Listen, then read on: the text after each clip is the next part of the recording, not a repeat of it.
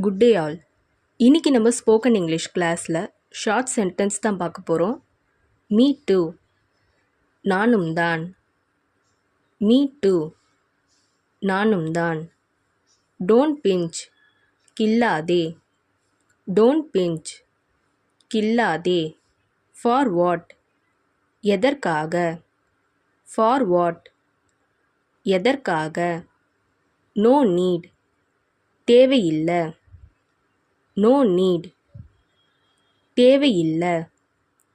Don't lean, சாயாதே. Don't lean, சாயாதே. Who else, வேறு யாரு. ஹூ எல்ஸ், வேறு யாரு. கம் க்ளோஸ், அருகில் வா.